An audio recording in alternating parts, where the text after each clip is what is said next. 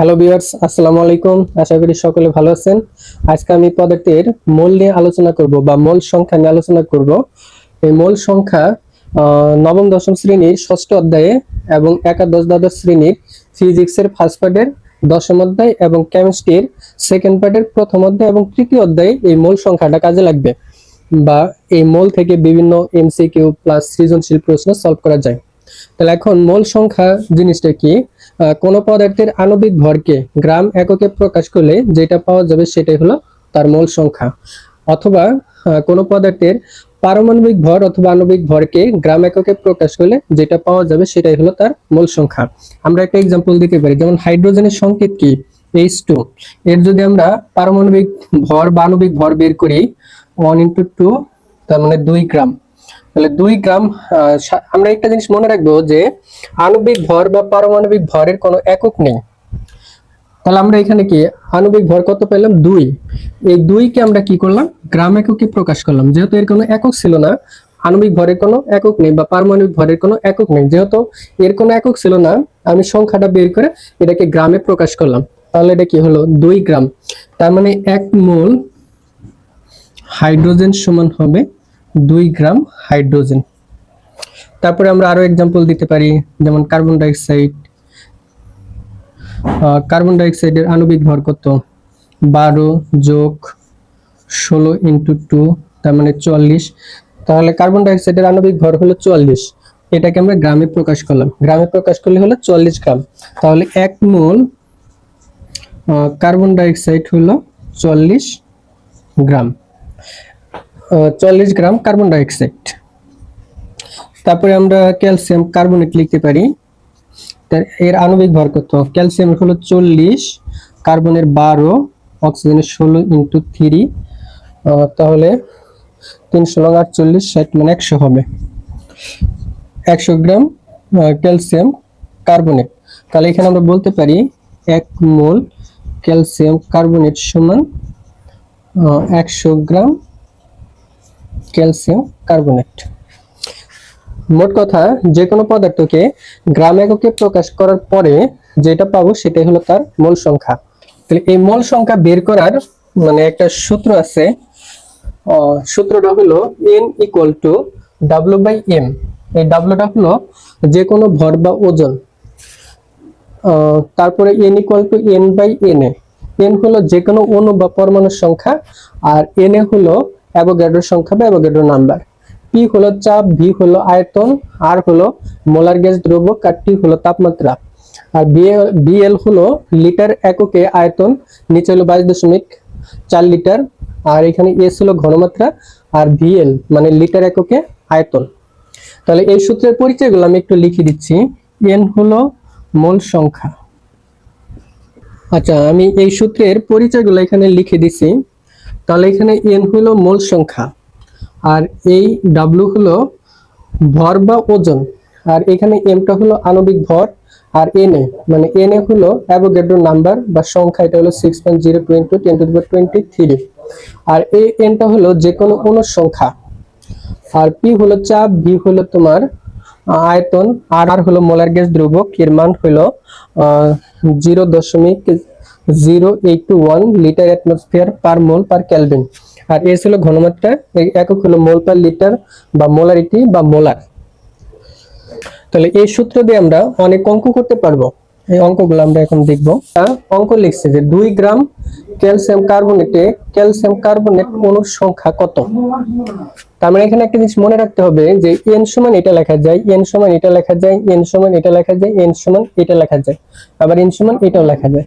তাহলে যেহেতু সবগুলো পরস্পর সমান, তার মানে এটা সমান এটা লেখা যাবে, অথবা এটা সমান এটা লেখা যাবে, অথবা এটা সমান এটা লেখা যাবে, অথবা এটা সমান এটা লেখা যাবে, বা এটা সমান এটা লেখা যাবে। যেহেতু পরস্পর সবগুলোই সমান, তার মানে কি আমরা যে কোনো অংশ এখান থেকে কেটে নিয়ে অঙ্কটা করতে পারবো। যেমন আমাদেরকে প্রথমে আইডেন্টিফাই করতে হবে যে অঙ্ক বা ডাটাতে কি কি মান দেওয়া আছে অঙ্কের ভিতরে। যেমন এই অঙ্কটা আমি লিখছি 2 গ্রাম ক্যালসিয়াম কার্বনেটে ক্যালসিয়াম অণুর সংখ্যা কত। তাহলে এখানে ডাব্লুর মান দেওয়া আছে 2 গ্রাম, আর চাইছে আমার অণুর সংখ্যা মানে n চাইছে। যেহেতু n চাইছে, এখানে আমি কি m এর মানটা বের করতে পারবো। m = আণবিক ভর, সেটা হলো 40, 12 আর হলো 16 গুণন 3, তার মানে এটা ক্যালকুলেশন করলে 100 গ্রাম হবে। তাহলে আমাদের খেয়াল করতে হবে যে এখানে ডাব্লিউ দেওয়া ছিল 2 গ্রাম, এন এর মান চাইছে আর এম এর মান আমরা বের করলাম। তাহলে এন আছে, ডাব্লিউ আছে, এম আছে, এইটুকু অংশ হলো এই যেটুকু, মানে এটার সমান এটা লেখা যাবে। যেহেতু এখানে ডাব্লিউর মান দেওয়া ছিল, এম এর মান বের করছে আর এটার মান চাইছে, আর এটার মান তো আমাদের মুখস্থই, এন এর মান 6.023 ইন্টু 10⁻23। তাহলে এখানে আমরা সূত্রটা লিখবো W by M equal to N by N. আবার বলতেছি, যেহেতু আমাদের যে মানগুলো থাকবে ওই রিলেটেড অংশটুকু আমরা এই বড় একটা সূত্র থেকে কেটে নিব। যেহেতু আমাদের এখানে ডাব্লিউ ছিল আর আণবিক ভর আমরা বের করছি, এন এর মান আমাদের জানা, বের করতে হবে এন এর মান, তাহলে আমাদের এইটুক নিলেই হয় W by M equal to N by N. তাহলে এখান থেকে আমরা বের করব এন এর মান, তাহলে এটা আসে আর গুণ করলে এরকম হবে N equal to N A into W by M. এটার মান 6.023 ইন্টু 10⁻23, এটার মান 2 গ্রাম আর এটার মান হলো 100।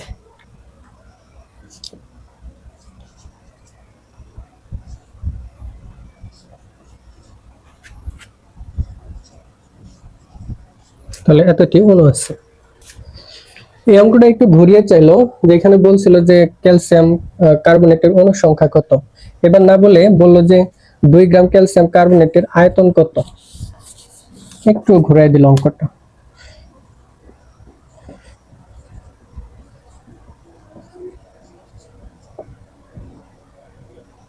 তাহলে এখানে আমাদের আগে দেখতে হবে কি কি দেওয়া আছে। তাহলে এখানে তো ডাব্লিউ দেওয়া ছিল 2 গ্রাম আর এম আমরা বের করতে পারবো কত, এটা তো 100 বের হয়, আর আয়তন চাইছে মানে ভি এল যদি চাইছে, তাহলে আমাদের দেখো এখানে ডাব্লিউ বাই এম আর এখানে ছিল ভিএল বাই 22.4, তার মানে এইটুক সমান এইটুকু নেব, যেহেতু আমাদের এইটুকুর মান দেওয়া আছে আর এটা চাইছে।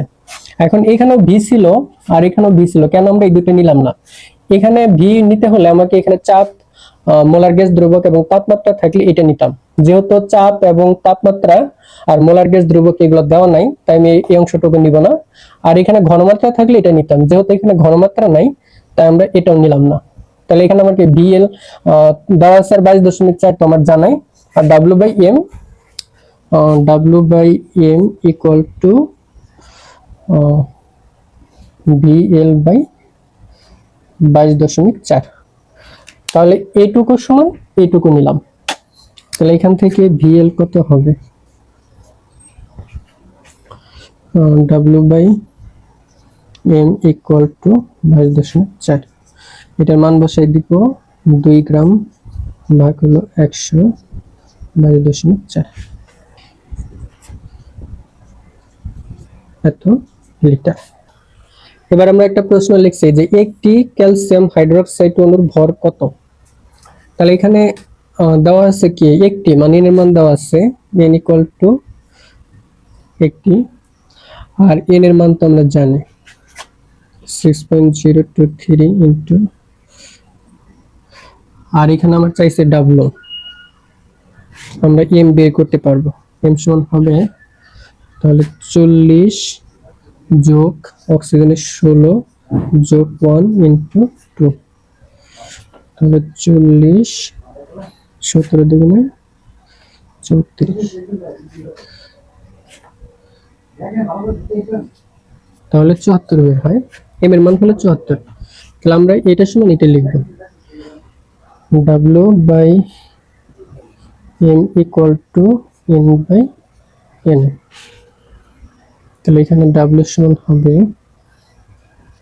N by N A into M, আর গুণ করে, তাহলে এটা ছিল একটা আর এটা ছিল 6.023 ইন্টু 10⁻23 ইন্টু হলো আণবিক ভর, সেটা 74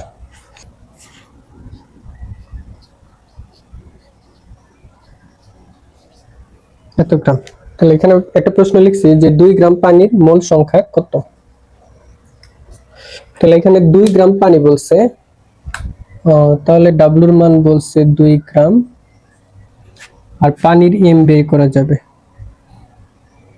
1 × 2 যোগ হলো 16, তার মানে 18 গ্রাম। তাহলে এটা তো সোজা, n = W/m = 2 ভাগ হলো 18 এতমোল। তাহলে এখানে একটা অঙ্ক লিখছে যে 273 কেলভিন তাপমাত্রায় ও 1 atm চাপে 2 লিটার কার্বন ডাই অক্সাইড গ্যাসের ভর কত। তাহলে এই অঙ্কে আমরা দেখবো যে কি কি দেওয়া আছে। তাপমাত্রা দেওয়া আছে, তাপমাত্রা T = 273 কেলভিন দেওয়া ছিল,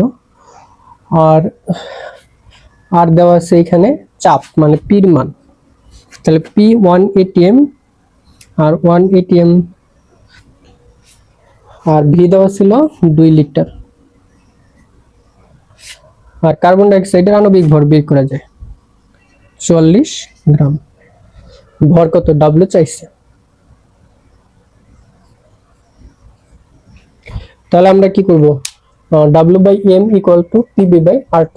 তাহলে R এর মানটা আমরা এখানে তো জানি 0.0821 লিটার অ্যাটমসফিয়ার পার মোল পার কেলভিন।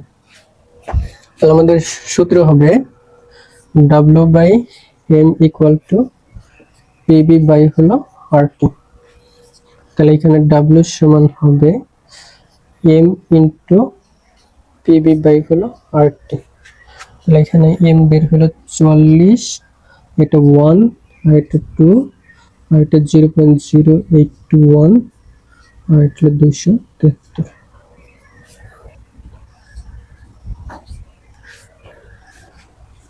এত। তাহলে এখানে আমি আরেকটা অঙ্ক লিখছি, সেটা ছিল 20 লিটার ও 0.1 মোলার ঘনমাত্রায় সালফিউরিক অ্যাসিডের ভর কত। তাহলে এখানে দেওয়া আছে কি কি, ভি দেওয়া ছিল 20 লিটার, আর এস দেওয়া ছিল 0.1 মোলারিটি, চাইছে ডাব্লুর মান। তাহলে এখানে আমাদের W/m = SBL এটা নিয়ে করা যাবে। তাহলে W/m = SBL SMV। তার মানে এখানে বসানো যে 0.1 আর সালফিউরিক অ্যাসিড, এটা আণবিক ভর তো বের করা যায় 98 গ্রাম। তাহলে 98 × আর এটা হলো 20 লিটার 196 গ্রাম।